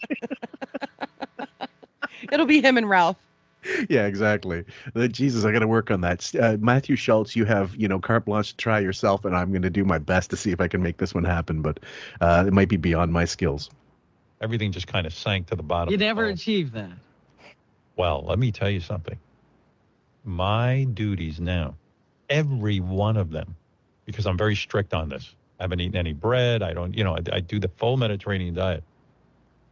I float now, and I look at it when I'm done, and I marvel at it. I'm like, oh, my God, I've achieved perfection. This is what they were talking about. The right color. But you used to tell. Fucking gross, dude. This is the exact reaction I gave when I saw Two Girls, One Cup. I couldn't stop laughing. I think he was out of disgust, but it was clearly like, I don't know. Maybe I found it funny, but not for the same reasons, some of the audience members might, but my God, like, I'm not that obsessed on it. I know what they should look like, but I don't have to talk about it. Go ahead. Just call me jaded. It rolls right off my back anymore. I'm just like, oh yeah, more duty talk. Here we go, scat chat. Right. Yeah, pretty much. It's on your bingo card at all times. Yeah, he's all proud of himself. So go Wiggy. 7. Fuck's sake. If I lived in a diaper factory, I wouldn't hear more about shit. Next clip, guys, is called Optional. So it's this one. Raven said it wasn't necessary, but it's called One Elephant Mocks a Fellow Elephant, and it's clearly Robin on Jason. As well, and we've lost over combined 90 pounds, I think, between the two of us. So. Now, are you losing weight faster than her, or you're about the same? Well, he was the size of an elephant, of course. I mean, more to lose. I mean, percentage-wise, I think we're about the same, like in terms of how much percent we've lost. But yes, in terms of total weightage, yeah. And Jason, no surgery, no. You see, I'll tell you, I know this surgery is life-saving for people who are obese, but you see, you're getting. Okay, so they're dancing around the surgery. Look, he even said, he was very clear, no surgery. And he's like, I know this surgery is very helpful for some. So I kind of think the proof is in the pudding right there. Right. So no scat reference. Sorry. No, none at all. I will say to Howard's point, I am learning so much about my relationship with food during this entire thing. It wasn't like my stomach I just couldn't eat because someone made my stomach small. It's made me really realize that I was looking at every meal as an opportunity to celebrate and, make myself feel better. Okay. Number 4. He did it again. What's that? He said, it's not like I couldn't eat because someone made my stomach small. Why would you say that unless you had it happen? I think you're right. Come on, right. people, wake up. Yeah. You're not saying wake up, white people, are you? No, not yet. Okay. Number 14, Robin pontificating about weight loss. Eating out of hunger, Howard. You couldn't possibly have been doing that because you would eat several meals in one. Yeah, no, I just like to eat. It was a reward. It was something that was delicious and fun and made me feel good. You should be interviewing Harry and Meghan, not all. Now, the key point there is, of course, Jason he eats food as comfort. Like, for him, it's like, it makes him feel good. I know the struggle. Number 15, I love this one. Wig knows portion control. Now, you are allowed to go off diet. My mom's birthday, she ordered in a bunch of unhealthy food, but Of course you did. So here's what I did. I took part in it, but I got a turkey burger, and then I cut it into a quarter, and then I ate a quarter of the turkey burger and put the rest away. So that was off diet, but he came to my house. He only had one slice of pizza. I was very impressed. That's impressive. impressive. Kind of disciplined. Yeah, it was. Portion control. That's what you're talking about. Portion control. Did you hear Robin? Ooh, look at you. Like, she can't do it. No, what are she you can't. doing, Robin? Come on. No. We know you've got issues. It's okay. Yeah. Just admit. Right. Admit it. And it's not steroids, guys, after the fucking chemo, whatever. You don't get, after a certain point, the steroids are more for after surgery. Like when you're healing, a lot of the times, although it depends, certain people, they get steroids as a treatment for, like Jerry Lewis puffed up for a while there years and years ago because he was on steroids, obviously. It wasn't the kind of you get from weight gain. It was clearly unnatural. And with Robin, after the surgery, I mean, she was sedentary. She had to recover. And probably the chemo and whatever pills she was taking afterwards were giving her like maybe slowing down her metabolism a little bit, maybe made her hungrier, her appetite changed and stuff. I'm not giving her shit for that. I'm giving her shit for the years before when she used to yo-yo like a fiend. And eat bagels at marathons. And lie about eating meat while she's on a vegetation tour for a book. Oh, God, that was the most egregious piece of what a piece of shit. Okay, guys, we are now in May 18th. And the first clip is called We're Paying You Poorly, Richard. And if that was a surprise to anybody, I'm shocked. I'd like to get a second opinion if I'm a little worried about we tested your something. IQ. You can retain information. You know that the meat is bad. And we're not paying you that poorly. I mean, we're paying you poorly, but not that poorly. If you can't fucking get a new piece of chicken. I mean, come on. I know, but you know what? Maybe it's from growing up. Like, we never... That almost slipped by. I'm glad you caught that. Like, it was just blink and you miss it. Yeah. Okay, so Richard's probably getting half the pay he used to. Mm-hmm. And at that rate, living outside of New York City, even in the suburbs, food's expensive. Meat, especially right now in the States. And something like a pack of chicken could cost, I don't know, like if you're getting like, let's say a pound of tenderloins or something, it could be anywhere from $7 to $9, depending on where you're shopping and what state you're in. So for him to throw that out, could be a big deal. And it's a hassle to go to the grocery store nowadays.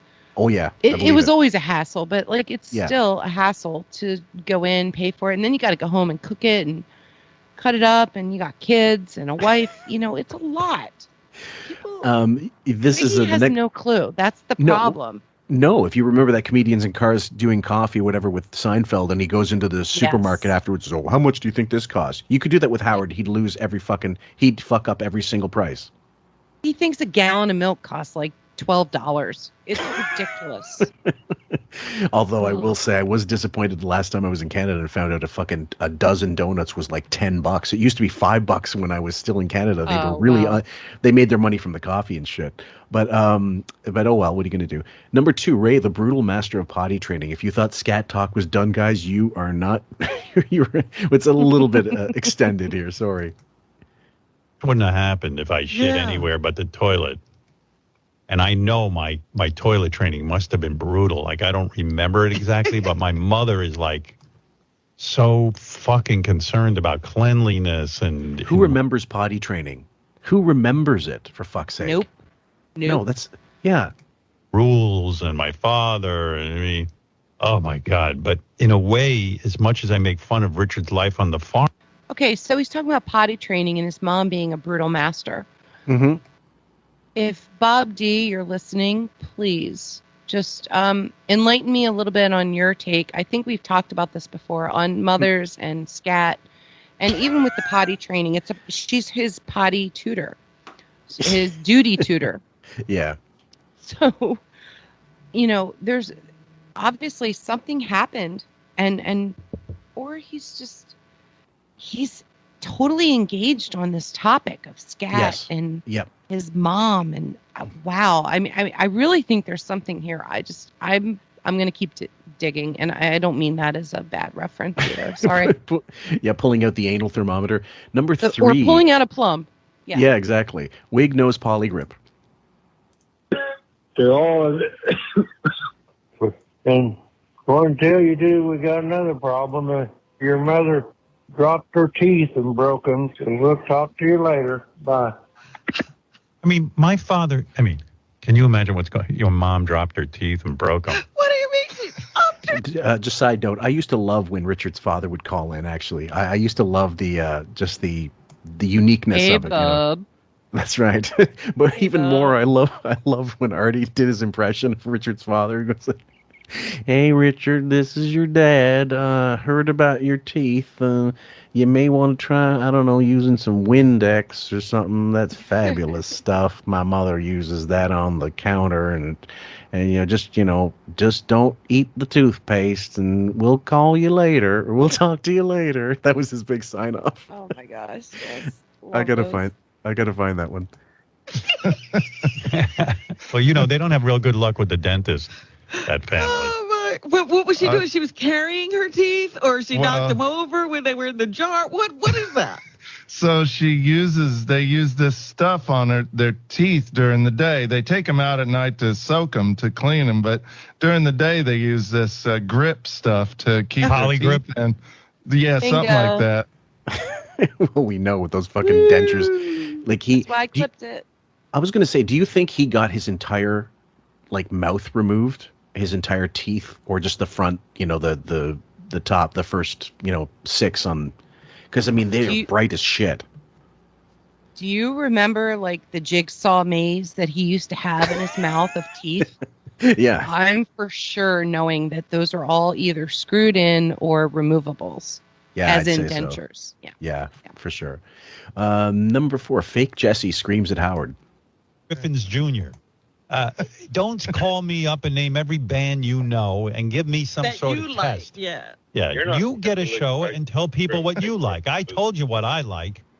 Oh, I listen to your show. And I like to scream at the radio when you're wrong, which is often. Okay, well, there you go. Can I ask him a question? I think that might have been truncated a little bit, but either way, the concept that you could tell that was a total back office caller. Even still, they're trying to play us up, where there are some callers that don't like them. So, That's right. But it was so quick. I mean, they barely got any time. Okay, this one I'm not. Okay, we're just gonna play it. Fugazi versus Fugazi. When Eddie Vedder was talking about his 5 Fugazi records, did you know who he was talking about? Yes. Because you were Fugazi. in DC around the time. Fugazi. Yeah, listen to these guys. Okay, listen. I was huge into alternative back when I was in high school and before actually. And there's not a person on the planet doesn't know that the band is Fugazi. There's not a single person. It's not Fugazi. You're not Lefty and fucking Donnie Brasco going, "There's diamonds of Fugazi." Right. Check out the song "Waiting Room." So, number 6, Wiggy propagating corporate bullshit. You remind me of so many jerk-offs I know who are so proud of themselves. They know every band and every fucking, album. Sick of all the corporate shit that you have to Jesse, I'm going to tell you something. What? What are you saying? Is a great band. Who? No, we're just sick of the fucking corporate shit that you propagate every day. Like Nickelback's a great band. I didn't say. Tell Jesse to fuck off. Okay, well, Nickelback is a shit band, and we apologize for them on behalf of Canada. So I got Wilding, and I have to apologize for Nickelback. Yes, you do. Thank you. Avril Lavigne, I'm really sorry, guys. Just, I don't know, just listen to some fucking Eric's Trip instead, or, I'm not going to say Rush, because I'll get shit for that, too. Go ahead. If we didn't have Avril Lavigne, we wouldn't have Skater Boy for Wiggy. So that was a big part of his 50s. Skater Boy. Okay, now the next one. Michael Che in love with Colin Jost. Jost or Jost? Jost? Jost. Jost, okay. I think I used to keep the J is like Juan. You don't pronounce it. I'm going to call it a love affair that you're having with Colin Jost. The guy who you're in love with him, are you not? I mean, seriously, all jokes. You are in love with him. This, of course. He's sort I'm very jealous of Scarlett. I hate, I don't like to see him happy. No, I mean, what I mean is, this guy and you do have a chemistry that I think is genuine, unless I'm misreading the thing. So is this basically a variation on "He's the love of your life"? Exactly. Thank you. Okay. Summed it up perfectly. This next clip made me laugh. 40 years of radio experience from a 79, and it shows. Michael Che, everyone. A pleasure. Peace. Bye, Michael. Peace. Bye. Stay off Raya. Oh, there you go. Okay. Drink. Che couldn't get off fast enough, man. I'll tell you It's dead air. It's dead air. Oh my fucking Lord. His brother, who's become a cop.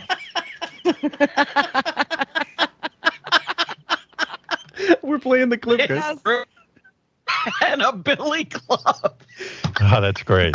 Like, what is he, like at a family thing, and he's just like trying to pretend he's not a cop? Well, the mom is just like, she's raising. This is exactly like when we used to call Grease in the 80s, and you never knew when the fucking sound went. So it was $5 a minute. You're going, Lipon, Manoli, that's...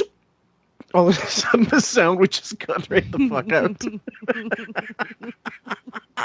Oh God, my God, that's summer. They're going to take the summer off and figure out what's wrong with their microphones. And it's not the problem with the microphones, guys. It's the people on the end of the microphones. Yeah. That's why we call it a podcast, because it's not satellite. It's nothing. It's worse than what not we do, but like people other podcasts. I mean, they're far and above and beyond what he's doing these days. Robin can't even turn her microphone on at the beginning of the show. And we've got like a 20-second pause in between stuff. And you should hear the way they cut it. Oh, yeah. And just in between commercials, it's so choppy. It's not smooth whatsoever. And just to be clear, that was not something where you were the only one, like your clip, like you were clipping this from your show and you got a cloud came over and you couldn't get the feed. Other people commented the same way, that it was just a huge like dead air. Like he was Miles Davis going off and letting the horn section, letting the sax in, it was some of us were almost like, is it over? Like we thought the show was ending. We're like, yes, interview's done. We're out. He just cut it wrong and we're done. But no, he came back. Yeah. The next clip is called "You're in LA." Oops, I mean Florida. We'll read them Wednesday, and the host will be like, "Are you sure that this guy should be the head writer?" And, what do you got, man? Let me work out some material with you, man. I can do some of this. I would love if you ghost wrote a sketch for me. That'd be so awesome. Gee, you got to come by at some point, I guess. Well, you're in LA, though, right? No. I'm in New York. Oh yeah. Yeah, I should come by and hang out with you. And I want to write some sketches. Again, another fucking lie. Why say you're in New York when you're not? No, he was in Florida. And what's even funnier is like Che doesn't even listen to the show. He has no clue where he's really at. Right. So, yay, Che. That's right. Next one's called "Eternal Apology to Lorne Michaels," and that might be, guys, a Patreon future episode because it's short. But there's it might be I might extend it because there's a lot of Lorne Michaels stuff over the years because of his ill-fated appearance on the news with Norm Macdonald, which you can find now online. It used to be kind of hard to find, but now they've allowed these clips because no one's buying fucking the best of Phil Hartman on DVD, right? So. This let's play it out. And it was a disaster. It was horrible. Now you can do it again and make it work. I mean, I'm not going to go into it. I was such an asshole. Lorne brought me in his office and says, "I want you to host Saturday Night Live." And I started telling him that he should, I'll write all the sketches and my guys. And I don't want any of this shit that you guys write. And I was arrogant. I was a fucking moron. And I'm embarrassed by that, actually. Why do you think that was? You won't go back? Why do I think what was? Now, before we continue, please. It's too little, too late. He's persona non grata in Lorne's book, so he's gone. It's beyond his time. Yeah, he's never to come back. He's like Steven Seagal and Chevy Chase and all these other people they don't ever want back. Like Milton's dead, but Milton Berle was one of the infamously worst hosts of the show. And the thing is, if you can contrast this with, let's say, mid-2000s, his take on it, he's like, he's a little bit apologetic, but doesn't actually say I'm sorry or I was an asshole. He says, that was my own arrogance, but that's how I felt. I felt like Norm was the only funny person on the show. And he was, over 3 years, he was very strong about it and very convicted about. He had a lot of conviction, very convicted. Sorry, I wish that was true. He had strong conviction about the show being so bad.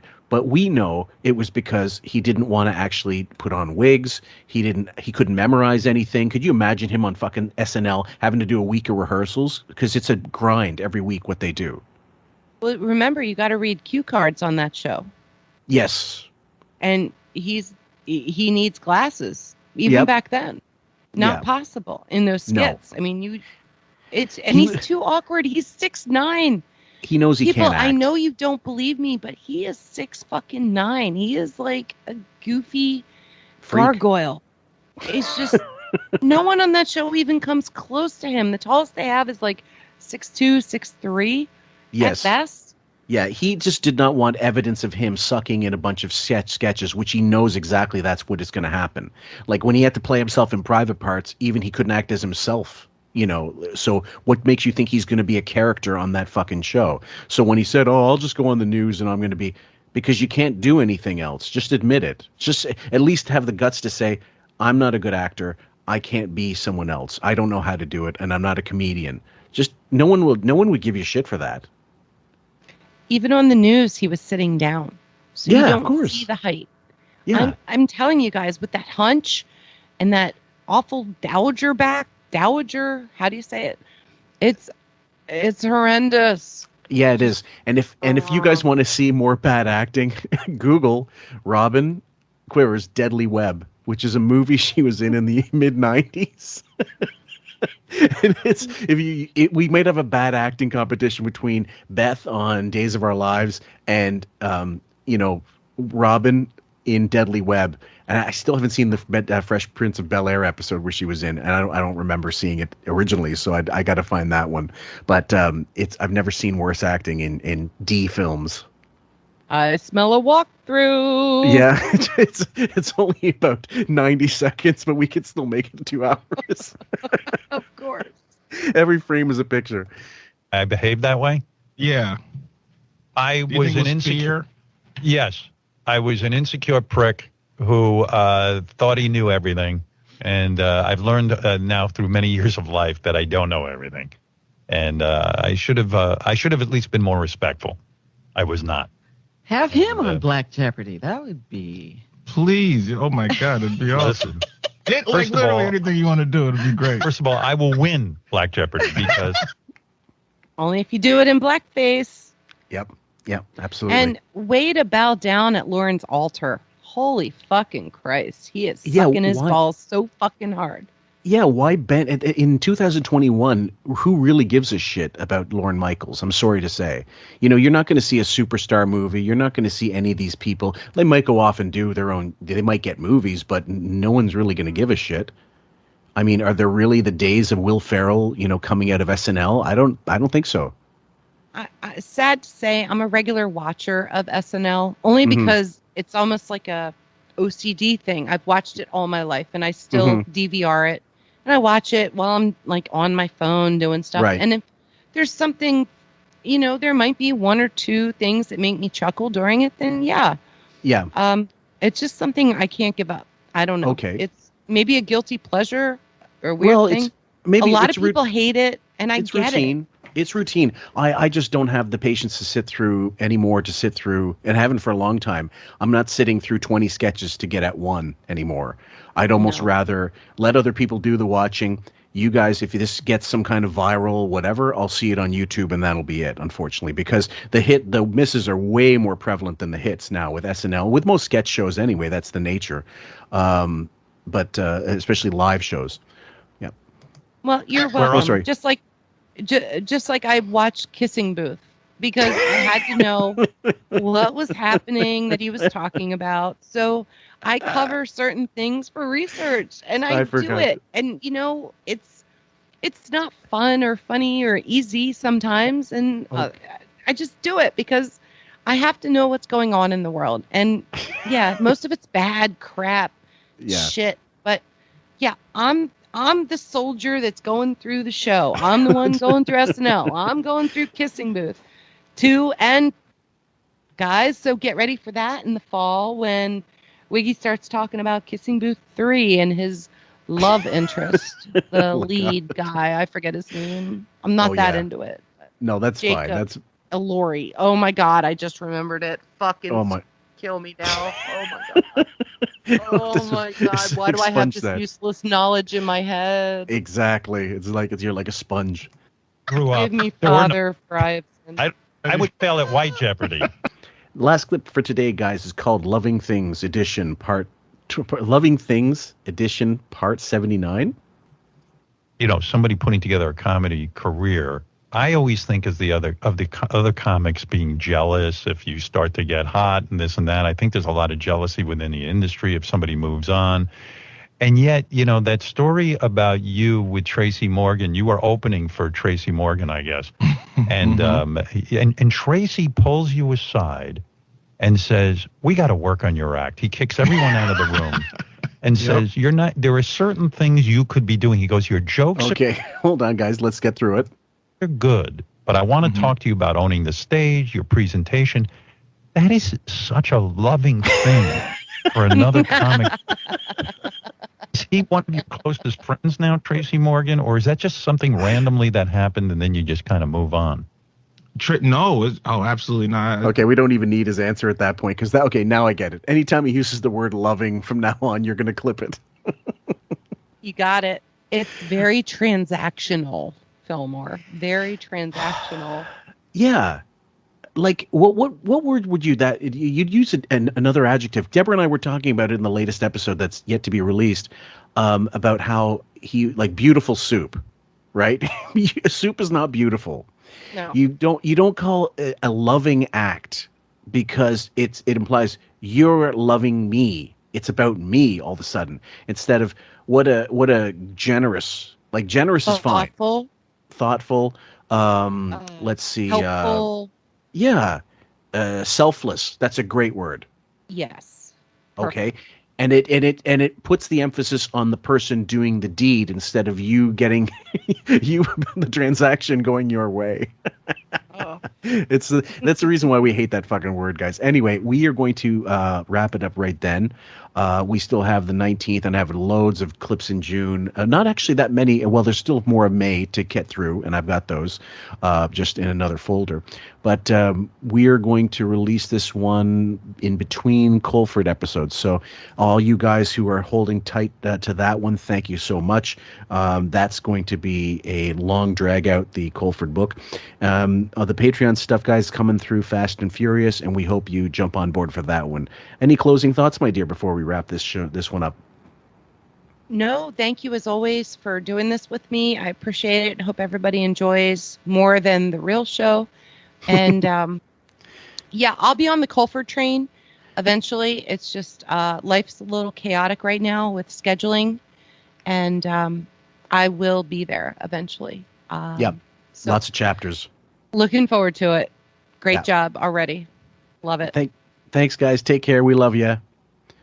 Bye. Well, it sounds fascinating. Hey, Howard, this makes sense. I just read in page 6, Diana DeGarmo is writing a book. It's called Go Away, Little Monster. Well, Eric, I wish you luck with this book. I do. And take your little dog with you. And I'm very excited to have a reading and hear what you have to say, okay? Yeah, I can't wait. Oh, man. All right. Thank you. Hey, Artie, how many brain cells have you actually killed with coke and heroin?